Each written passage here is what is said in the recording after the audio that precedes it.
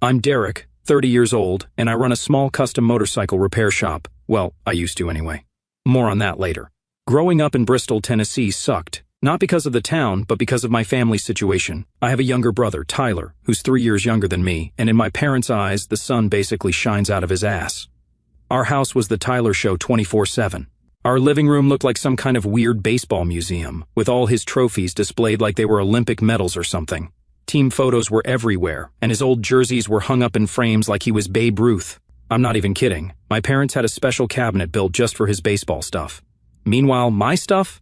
I was pretty good at auto shop in high school and won a few awards for engine rebuilds. Know where those ended up?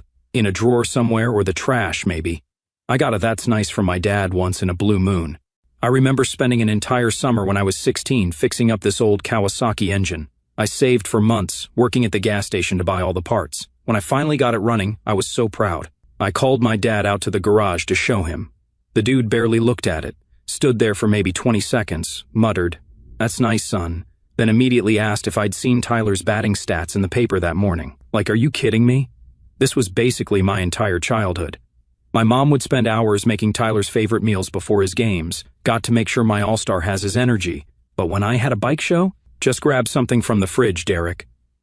Dad would leave work early for every single one of Tyler's games, but was too busy at the office to come see me win second place at the regional custom bike competition. I stopped even telling them about my competitions after a while. What was the point? And holy hell, the money they spent on Tyler, private coaches, fancy equipment, traveling teams that went all over the state. Thousands and thousands of dollars. Meanwhile, I worked 2 jobs in high school just to afford tools and parts for my bikes. I never saw a dime from my parents for my stuff. The messed up part is, I didn't even hate Tyler for it. He wasn't a bad kid, really, just spoiled as hell and completely clueless about how unfair everything was. Sometimes I'd catch him looking uncomfortable when they'd shower him with praise right after ignoring something I said, but he never spoke up. Why would he? The kid was living the dream. By the time I turned 18, I knew I had to get the hell out of there before I lost my mind. I'd been saving every penny I could and managed to rent this tiny garage about 8 miles from my parents' house. Close enough that they could reach me if they ever bothered to try, but far enough that I didn't have to watch the Tyler worship service every day. I built that motorcycle repair business from absolutely nothing. No help from mom and dad, no fancy loans or family connections, just me busting my ass. 16 hours a day, sleeping on a nasty old cot in the back of my shop for the first year until I could afford an actual apartment. It was hard as hell, but I was good at what I did. Word got around that I could fix and modify bikes better than the dealerships for half the price. That shop became my whole life. My dog, Max, would hang out with me all day, sleeping in the sun by the door while I worked. I felt like I actually mattered there, like I was worth something. Then there was this chick, Mia. She moved in next door about 2 years ago and opened this cute little coffee shop. The first time she walked over with a "welcome to the neighborhood coffee," I nearly dropped the wrench I was holding. She was gorgeous, smart, funny, way out of my league. But for some reason, she seemed to actually enjoy hanging around and talking about bikes and engines with me. Not going to lie, I got these stupid butterflies in my stomach whenever she'd stop by. But I kept it friendly and professional, just normal neighbor stuff. After all, why would someone like her be interested in someone greasy like me? My family had made it pretty clear I wasn't worth much, so I figured she probably thought the same. Everything was going pretty okay. Business was good, I had my dog, my shop, and at least Mia seemed to enjoy talking to me now and then. I thought maybe my life was finally on the right track. Then came the day 2 years ago that opened my eyes to exactly where I stood with my family. It was a Tuesday. I was working on this sweet Ducati that some rich dude from Nashville had brought in for custom work. He wanted all these fancy mods that were honestly kind of a pain in the ass, but he was paying top dollar, so I wasn't complaining. Max was in his usual spot by the door, snoring away like the lazy bastard he is. I had AC/DC blasting from my crappy old speakers. I was using my plasma cutter to modify the frame. I'd done this exact same thing like 100 times before, nothing complicated. But this time, man, I still don't know exactly what happened. Maybe the metal had some defect. Maybe I wasn't paying close enough attention. All I know is, 1 second I was focused on making a clean cut, and the next, there was this horrible sound like metal tearing, a shower of sparks, and then the plasma cutter kicked back hard. The cutter sliced right through my right leg, just above the knee. I remember seeing the metal glow red hot as it tore into my flesh, and the smell. Holy hell, the smell of my own burning flesh. I screamed so goddamn loud that Max jumped up, barking like he was going to fight whatever hurt me. Blood started pumping out immediately, not just bleeding, but gushing with each heartbeat. I fell backward and cracked my head on the concrete floor, which didn't help matters. The pain, I can't even describe it, like someone had stuck my leg in a furnace and was twisting it around. I've broken bones before, cut myself on engine parts, burned myself on exhaust pipes, but this was a whole different level. Help! Somebody help me! I screamed, but my shop is pretty isolated. No way anyone was going to hear me over the music. My hands were shaking so bad I could barely reach for my phone. Blood was pooling under me fast, spreading across the shop floor like I'd knocked over a can of paint. I could feel my heart racing and this cold, sweaty feeling spreading all over my body. With my bloody fingers smearing the screen, I finally managed to call my mom. When she picked up, I was gasping, barely able to get the words out. "Mom," I choked out, "I'm hurt really bad. The cutter, my leg, there's so much blood. I need help now." Her response was completely casual, like I'd called to ask what's for dinner. "Derek, honey, we're kind of in the middle of something important. Can you call an ambulance?" I couldn't believe what I was hearing. "Mom, please," I begged, my voice cracking. "I'm losing too much blood. I don't think I can. I need help right now, please." I was starting to feel lightheaded, and the room was spinning. "Just hold on, Derek. We'll be there when we can," she said, and then the line went dead. She hung up on me. I was lying there on the concrete, pressing my shop rag against the wound, but it was soaked through with blood in seconds. My vision was getting all tunnel-like, black creeping in from the edges. I tried to call 911, but my fingers were too slippery with blood to hit the numbers right. Max was freaking out, kept barking, whining, and nudging at my face like he was trying to keep me awake. Smart boy. With what felt like the last bit of strength I had, I tried calling my mom again. No answer. Then my dad. Straight to voicemail. Figures. I tried to say my last prayer, but Max wouldn't let me die peacefully. Even the afterlife comes with interruptions. Just as I was about to pass out for the last time, I wish I did, my phone buzzed. Tyler's name flashed on the screen. I thought they told him about what happened to me, and he's checking to see what to do. "Hey, Liam." His voice was loud and slurred, like he'd been drinking.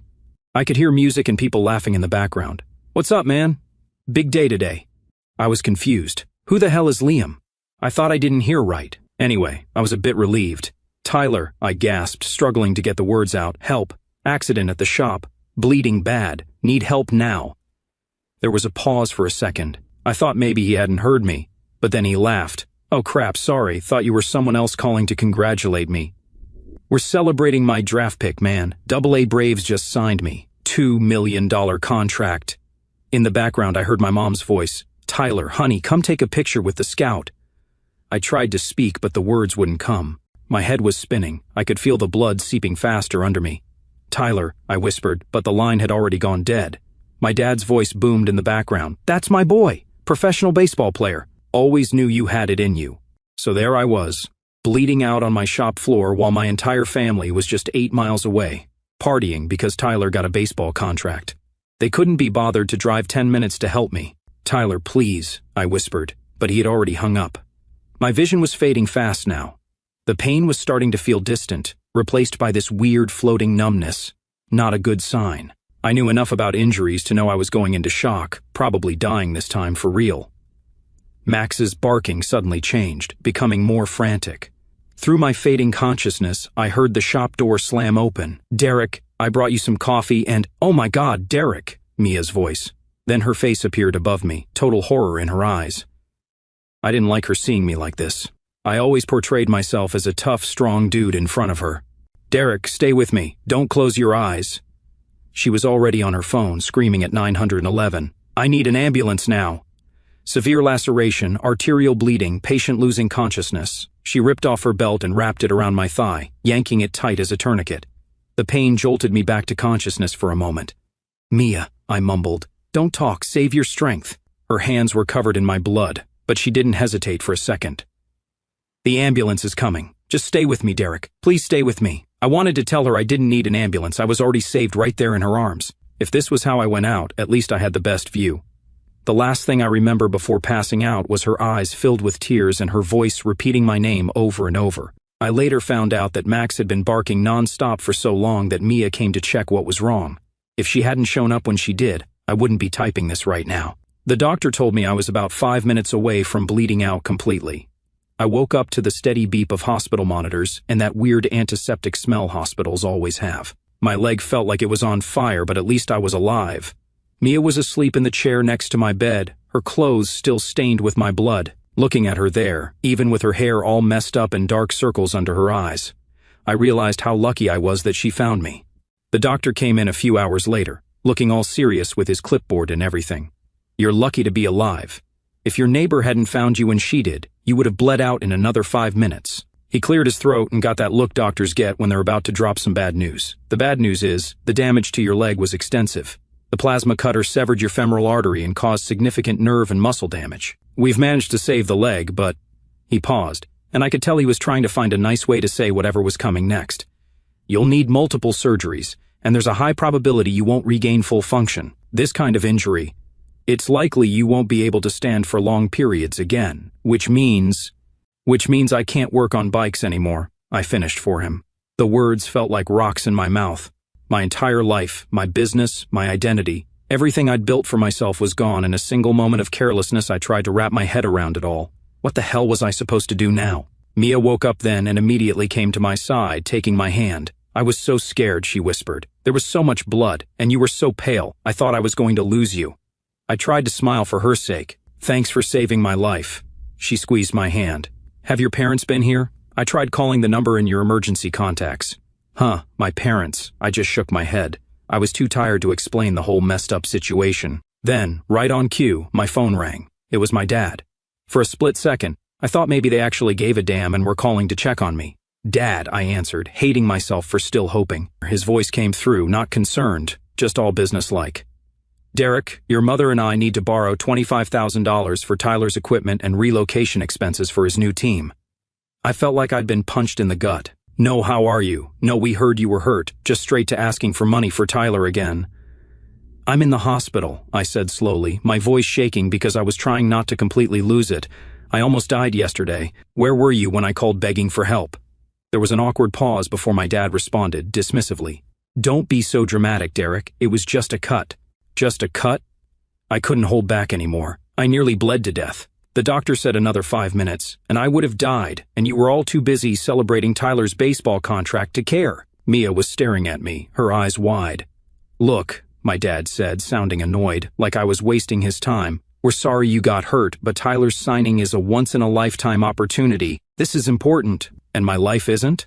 I hated how pathetic I sounded. The silence that followed told me everything I needed to know. "We need that money by next week," he finally said. I hung up without another word.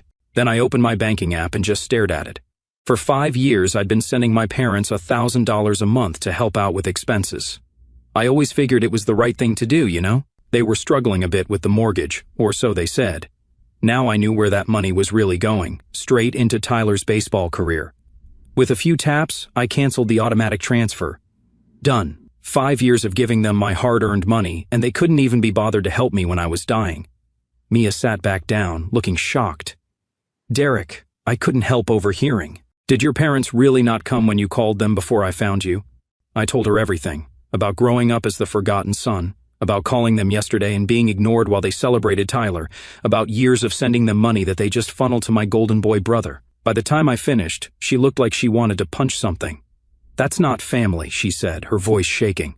"That's not how parents are supposed to act. That's just fucked up." She stayed with me through that whole first week in the hospital, every day bringing me decent food because hospital food is trash, helping me figure out the TV remote, just talking to me about normal stuff to keep my mind off things. Nobody had ever done anything like that for me before. But then I got a text from Tyler. "Hey bro, heard you got hurt, that sucks. Also, did you tell mom and dad you won't help with my expenses?" Not cool, man. Family helps family.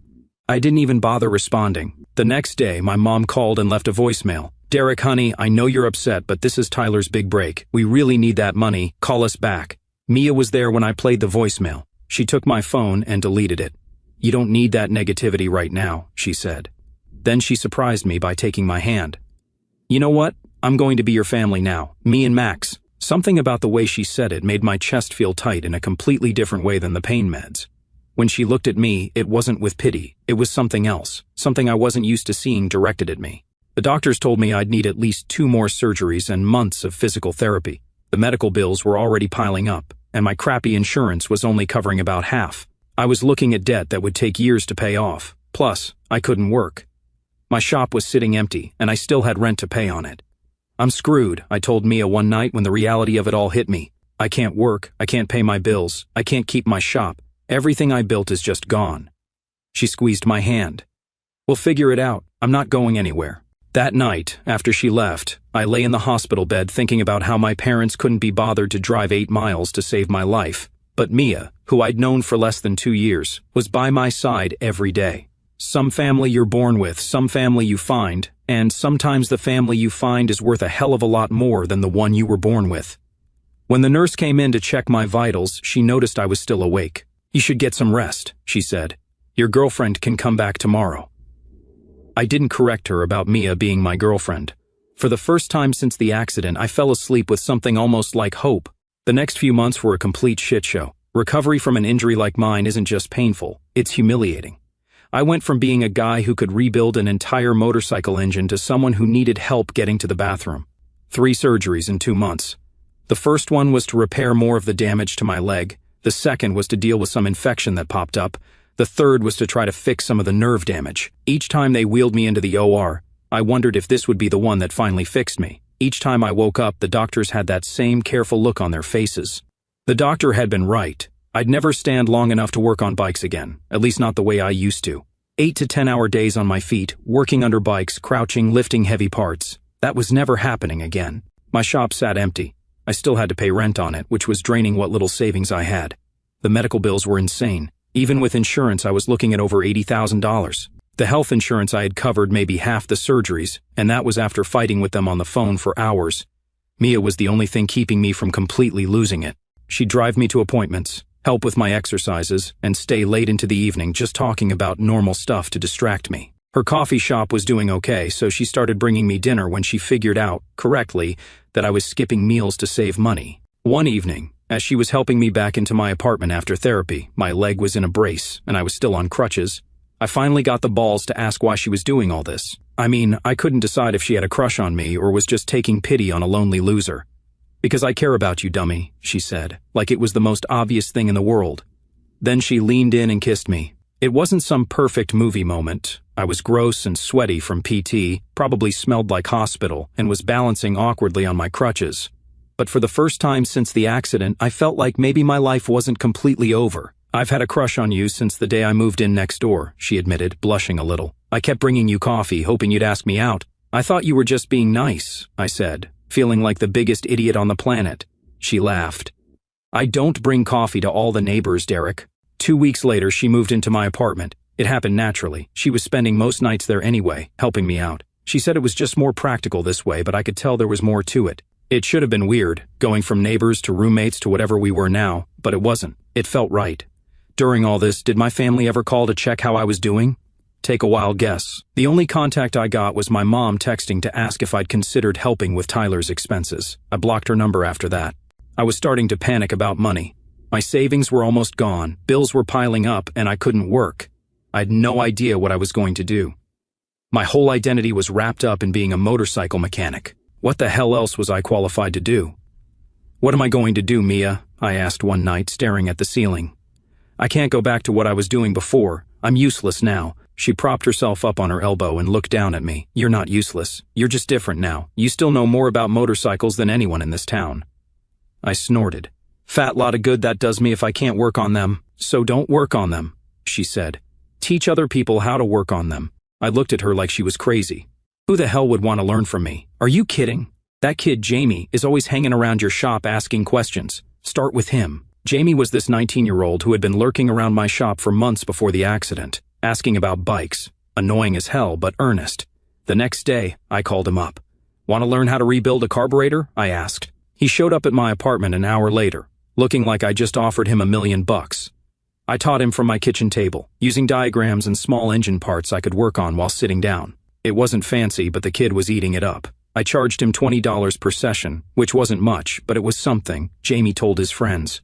Soon, I had 3 students, then 5. I moved the lessons to my garage, where I could at least have some proper tools around. It still wasn't much money, but it was enough to make the minimum payments on my medical bills and keep the lights on. Mia watched all this with this smug I told you so look on her face. You're a good teacher, she said one night. You ever think about making it official? Like a real trade school kind of thing? I laughed it off, but kept the idea in mind. My leg wasn't getting much better, though. The doctor said I'd probably always have pain, a limp, and need to limit how long I stood. Some days were better than others. But I was starting to accept that this was my new normal. 4 months after the accident, I was finally well enough to go back to my shop, not to work like before, that was never happening again, but to try this new teaching thing for real. I'd set up a small classroom area with some folding chairs and a whiteboard. The actual work area was still fully equipped, but now it was where my students would learn hands-on. My little school had 6 regular students by then, mostly guys in their late teens or early 20s, who wanted to learn motorcycle repair but couldn't afford real trade school. I charged enough to keep the lights on, but not so much that these kids couldn't afford it. It wasn't making me rich, but between that and Mia's help, I was staying afloat. Then, out of nowhere, while I was sitting at my desk going over some carburetor diagrams for the next day's lesson, I heard the shop door open. Mia was at the counter. She'd started helping out at the shop when she wasn't running her coffee place. "Derek, your parents are here," she called back to me, her voice tight. My stomach dropped to my feet. I hadn't seen them since before the accident. They walked in, looking exactly the same as always. Neither of them even glanced at my leg brace or the cane I was now using to get around. "Derek," my dad said, getting straight to business as usual, "we need to talk to you about something important." I waited, not offering them a seat or anything. Why should I? "Tyler's having some problems with the team," Mom jumped in, adjusting her designer purse on her shoulder. "The contract had some fine print we didn't anticipate, and he needs to buy out part of his agreement." "It's a legal thing," Dad nodded gravely. "It's going to cost around $40,000 to $50,000 to fix the situation. We've looked at all our options, and the only solution is for you to sell this place." I just stared at them, not sure if I should laugh or scream. "You want me to sell my business to bail Tyler out of a contract problem? This shop is just sitting here while you're recovering," Mom said, gesturing around like my entire livelihood was just some old junk I was hoarding.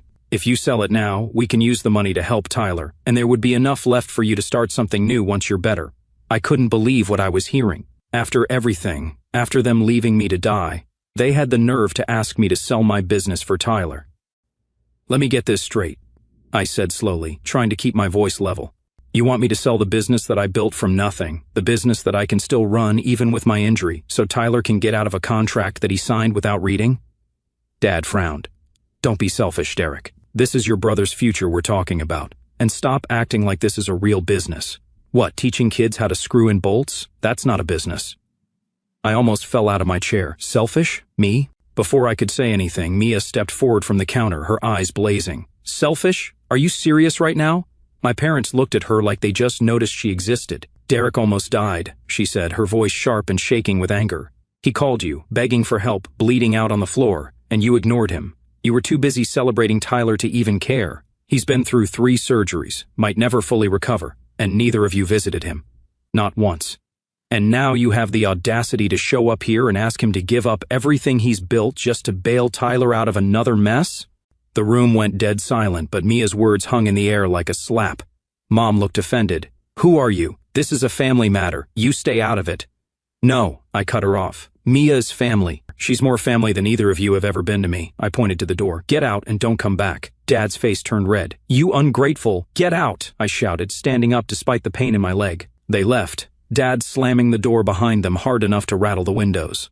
Mia came to my side as I sank back into my chair, my leg throbbing like hell. "I'm sorry," she said, taking my hand. "I shouldn't have interfered." I squeezed her hand. "No, you said exactly what needed to be said." That night, I couldn't sleep. Not because I felt bad about what happened, I didn't. But because I was still in shock that they would have the balls to ask me to sell my shop after everything they'd done, after everything they hadn't done when I needed them. The next morning, I made a decision. I went to the bank and removed my parents from my emergency contact list. I called my lawyer. Okay, not my lawyer. A friend who happens to be a lawyer, and had him draw up a will, leaving everything to Mia. I even called the hospital and made sure they knew my parents were not to be given any information about me if anything happened again. I was cutting every single tie. A week later, Mia and I were cleaning up the shop after the day's lesson when she suddenly said, "I think we should make this official." "Make what official?" I asked. She gestured around. The school. Let's actually register it as a trade school, get some certification, do it right." I looked at her like she was crazy. That would cost a fortune. Paperwork, licenses, equipment upgrades. "So?" She grinned. "My coffee shop is doing great. I've got savings. We could be partners." Business partners? I asked. She came over and kissed me on the cheek. That too. 2 weeks later, we submitted the paperwork to create Summers Motorcycle Technical Institute. Fancy name for what was basically just me teaching kids in my old shop, but Mia insisted we make it sound professional. You know what's funny? My entire life, I tried to get my parents to notice me, to be proud of me, and now that I was finally building something good, something that might actually work, I didn't give a crap if they knew or not. Their opinion didn't matter anymore. That night, as Mia and I were celebrating with takeout, my phone buzzed with a text. It was from Tyler, the first I'd heard from him since that family helps family text. Mom and Dad are freaking out. They might lose the house because of my contract thing. Can you help? I stared at the phone for a long time, thinking about all the years I'd put up with their crap and the way they tried to spin everything. They still had the audacity to call me and ask for help and guilt trip me. I typed, "You're my brother, but none of you acted like family when I was bleeding out on the floor. I've got a real family now. Good luck with your baseball career." Then I blocked his number too. Mia wrapped her arms around me from behind. "You okay?" I nodded. "Yeah, actually, I think I am. I felt completely at peace with my decision. They'd made their choice a long time ago. Now I was making mine. Recently, I found out through an old high school friend that my parents ended up losing the house after all. They couldn't make the mortgage payments after spending everything they had on Tyler's contract buyout. Apparently, they moved into a small apartment on the outskirts of town. Dad had to come out of retirement and take a job at the local hardware store. Mom started working part-time at a department store. Karma's a bitch, I guess. Whenever I catch myself feeling bad for them, I remember the sight of my own blood pooling around me while they popped champagne for Tyler, and that feeling disappears pretty damn quick. As for Tyler, his baseball career crashed and burned spectacularly. After all that money spent to fix his contract issues, he showed up to training out of shape and with a major attitude problem. The team gave him multiple warnings before cutting him loose after just one season. Last I heard, he's working as an assistant coach at some small-town high school, still talking about his almost pro career. The golden child finally had to face reality. He wasn't special, just spoiled. Sometimes I wonder if he ever realized how much our parents sacrificed for him, and how little they gave a damn about me. And yeah, it's been 3 years now since everything went down. Mia and I got married last spring in a small ceremony with just our friends and her family. Our motorcycle school now has its official certification and a waiting list 2 months long. We're even thinking about expanding to a second location. My leg still gives me trouble, and I'll always walk with a limp, but I've learned to work around it. Some nights, I still wake up in a cold sweat, phantom pain shooting through my leg, memories of that day still fresh, but Mia's always there, holding me until I fall back asleep. My old family might have left me to die, but my new one gives me a reason to live, and that's more than enough for me. So, what would you have done in my shoes? Cut them off like I did? Try to forgive? I'm curious what other people think. Sometimes, I wonder if I made the right call, but then I look at what I've built from the ashes of that day, and I think maybe, just maybe, it was the only call I could have made.